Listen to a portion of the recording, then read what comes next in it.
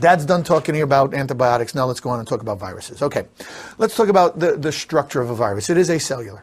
Right, and you know, here's a typical virus that we draw to show people what a virus might be. It kind of looks like this rocket ship. If you are familiar with Hershey and Chase's experiments, when we were working within the realm of what is DNA, they used this bacteria, this bacteriophage, which is a virus, and a bacteriophage is a virus that attacks bacteria. Okay, and a virus, if you may recall, has a capsid.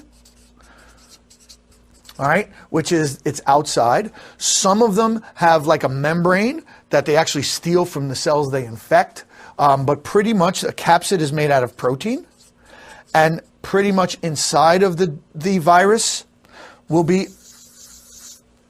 a DNA or maybe RNA, and that's it. Now, some of them may have a few other things they steal from their host, like they might have some enzymes in there, but they don't make the enzymes on their own.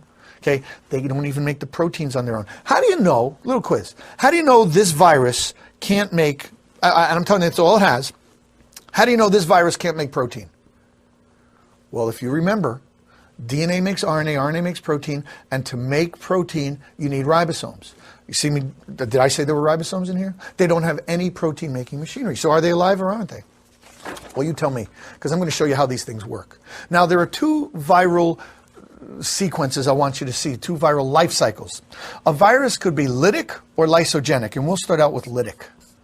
The lytic life cycle comes from the word lysis, which means to burst. Okay, and let's see what a lytic virus does. This is the typical bacteriophage that Hershey and Chase used when they discovered that DNA was the genetic material. Okay, along comes the virus, and it lands in this case on a bacteria.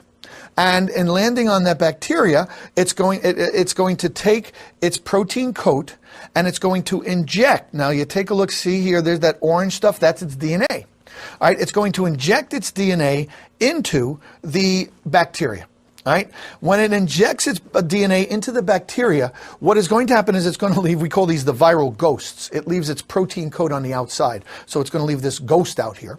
And what starts to happen literally is the hydrolysis of the host DNA.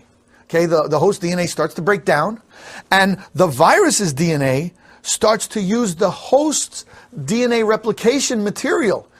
It's going to literally use the host's, the bacteria's replication machinery to make its own